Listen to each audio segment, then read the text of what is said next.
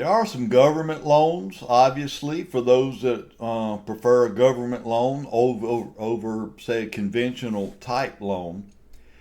And obviously, government loans are going to work a little bit different for sure. And the most common of the government loans we're going to take a look at right here. I think there's about three of them. But the first one's the FHA loan. And you notice it's typically referred to as an FHA insured mortgage loan. And that's a big deal. Because obviously if it's an insured loan, then it's insured, but it's insured by the government. So lenders like making these loans because they know that it is insured in case the buyer should default. They would get their money back. But even though it does say it's a government insured loan, guess who has to pay for that insurance? Y'all, that obviously talking about mortgage insurance, and that's going to be the consumer, right? The borrower. But we call this mortgage insurance premiums. Now, something to pay attention to right here, y'all. We've talked about mortgage insurance here earlier. But remember, earlier we were talking about mortgage insurance as it dealt with conventional loans. With conventional loans, y'all, the mortgage insurance is called PMI, y'all, the private mortgage insurance. Well, when we're dealing with a government loan like FHA, y'all, these are mortgage insurance premiums, MIP. So don't confuse MIP with PMI. Remember, PMI, you would have to pay for a conventional loan if you borrow more than 80%. If you get an FHA loan, then you're paying MIP, which is mortgage insurance premiums. Now, obviously, FHA is a very common loan when you look at what buyers are looking for.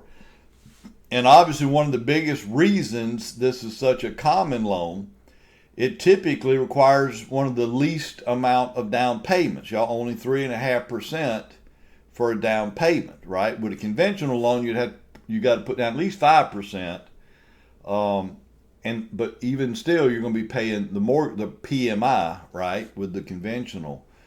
But with FHA, only have to put 3.5% down, right? So how long or how much equity must I build up with an FHA loan before I can drop the MIP? And the answer is you can't. So this is one, to me, a major disadvantage of an FHA loan. You're going to have to pay this mortgage insurance premium for the life of the loan. Y'all, that's very expensive in my opinion. Now, potentially, could you get the FHA loan because it doesn't require as much of a down payment, even though you're still paying the mortgage insurance? But at least maybe once you get 20% equity in the property, you're not going to be able to drop the mortgage insurance from this loan, but maybe I can refinance now into a conventional loan to try to save money and not have to pay all this mortgage insurance, okay? But really the thing to remember here, y'all, with an FHA, government loan, you will have to pay mortgage insurance premiums for the life of the loan. Another key, a couple key bullets there at the end you see on the slide, obviously in your text. But y'all, there's no prepayment penalty with FHA loans. Y'all, we'll talk more about this prepayment penalty here in a little bit. But y'all, prepayment penalty is pretty much what it sounds like.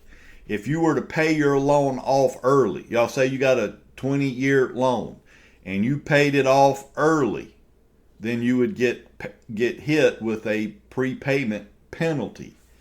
Which is insane. Y'all, a lot of loans may have that provision in their loan, but FHA loans do not. Y'all, you cannot charge a prepayment penalty really on any of the government loans that we're getting ready to, or that we're talking about right now. Y'all, that'd be worthy of remembering as well. But y'all, here's something you want to be careful of, especially when taking the test. Y'all, get it out here in a second. Y'all, they may ask you a question. Where would you go to get an FHA loan? And y'all, one of your options will be the FHA. Well, y'all, I don't know about you, but that seems a little too easy for me, and for good reason. Y'all, the FHA does not loan money. So you do not go to the FHA to get an FHA loan. Y'all, all the FHA does is they insure the loan. Y'all, that's where this MIP is coming from. So they insure the loan. So if they're asking you a question, where do you get an FHA loan? Obviously, it's not the FHA. It would be any approved lender that is able to provide FHA loans. You'd have to go to a lender that's been approved for FHA loans. That's all there is to it. Now, another government loan is called the VA loan.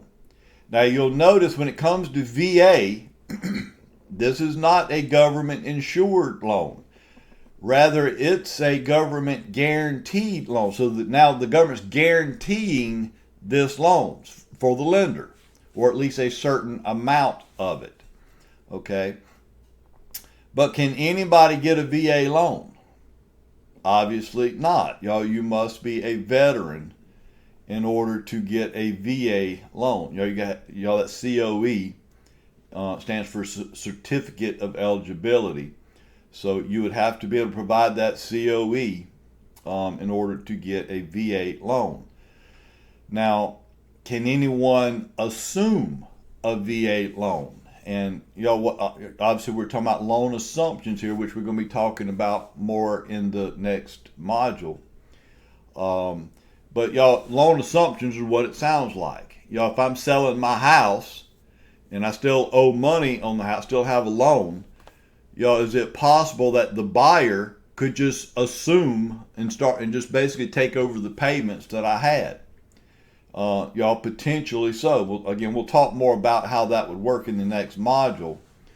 But obviously VA loans are assumable, where potentially if you're selling your house and you have a VA loan, and the buyer would choose to, they could just assume your loan instead of having to go get another loan for themselves. So anybody can assume a VA loan, but only the veteran can actually apply for a VA loan. Okay.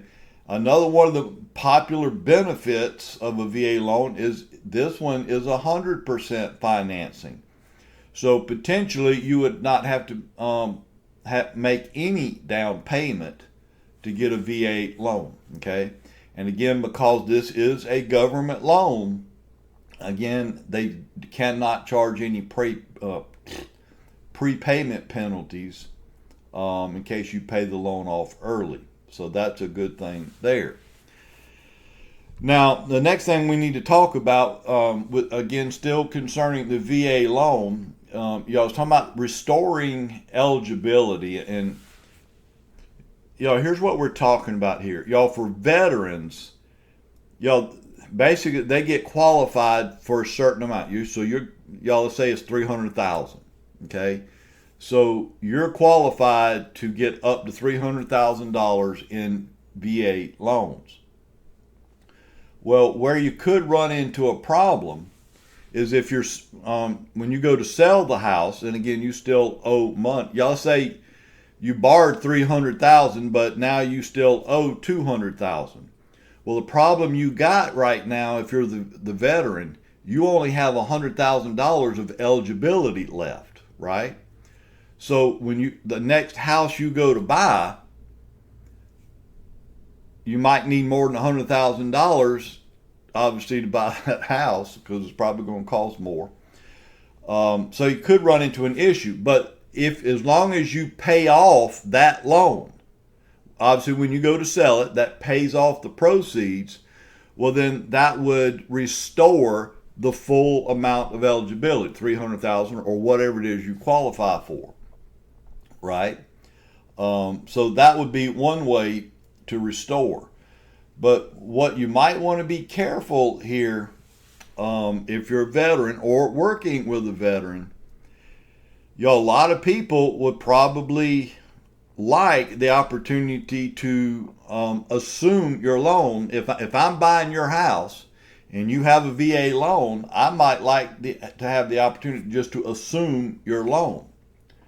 Well, if you allow someone to assume your loan, it means you're not paying it off, so you could lose that eligibility until sometime in the future, when and if it ever is paid off. So just be careful about this eligibility part when it comes to VA loans, because it's not like you can just go get VA loans on every property you buy. You're only allowed a certain amount, and you're not going to be able to get another VA loan until you pay the other one off. That's what they're really dealing with and talking about here. Now, another important aspect of the VA loan, is something called the Certificate of Reasonable Value, or we call it a CRV. This is a government appraisal. That's what we're talking about here.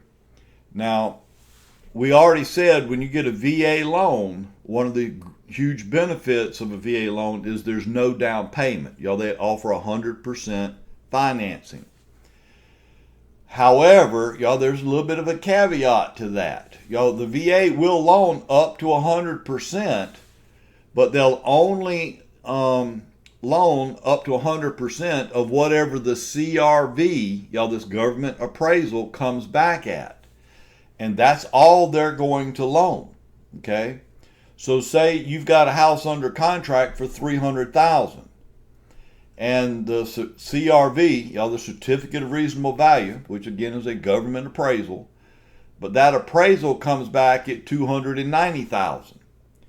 So the appraisal came back $10,000 under the contract price. And I'm telling you, with VA appraisals, that is not uncommon for it to come in something a little bit less than the contract price. It doesn't happen every time, but I'm telling you, it is certainly not uncommon for a government appraisal to come in just under the contract price. Well, in this example, if there's a $10,000 difference between the contract price, the sales price, and what this CRV came back at as, the VA is only going to loan the $290,000. That's all they're loaning. Now you might buy it for $300,000. But if you do that, obviously you're going to have to pay $10,000 out of pocket in order to buy that property. Because again, the VA is only going to loan up to whatever that CRV amount is. Now, is it possible the seller could agree to drop the price from $300 to $290? They could. I wouldn't bank on that either, but they could for sure. But here's another major point you need to understand about this CRV and when it comes to VA loans. If the buyer chooses, maybe because I've got the $10,000, I can pay it. I can pay the $10,000 in cash, to make up the difference between the CRV and the contract price. Any amount of money that is being paid out of pocket, over the CRV amount, that money cannot be borrowed and it cannot be given to you. So when you're paying over the CRV amount, the VA is going to ask you, where's that money? And they're going to, and it better be in a checking account or savings account or some account. If you tell them you got it in under your mattress or something, that ain't going to work. But, they want to know where that money is, because they're going to audit that account, and they want to make sure the money is in the account. And they also want to make sure it did not just show up in the account. So not only does it have to be there, it has to be seasoned. I want to say it's 60 days or something like that. But, if they see that, a large sum of money was recently deposited, say within the last few days, they're probably not going to let you do it. They're not going to approve the loan. So, they will loan up to 100% of the CRV amount.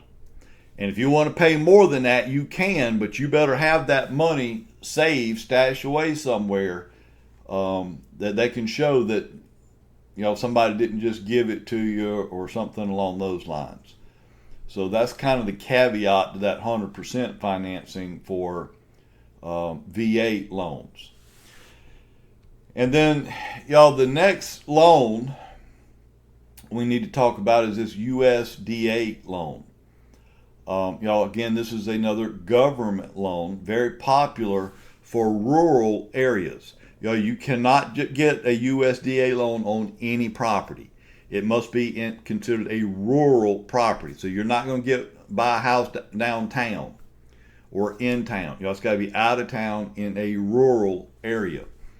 But as long as you're outside of town, the property must qualify. So this is something, obviously you'd want, once you identify potential property the buyer's interested in, then you need to talk to the lender, give them the address of that property, and they can look it up to see if that property does qualify. Is it considered a rural area and a rural property? And if so, you can get a USDA loan. Again, people like these loans because of the 100% financing, so no down payment required. But again, because this is still a government loan, guess what else you're going to have to pay? Mortgage insurance premiums, MIP. Again, remember we said MIP is paid for government loans. PMI you'd have to pay if it was a conventional loan. Okay. So those are your government programs, or at least the three main ones that they offer.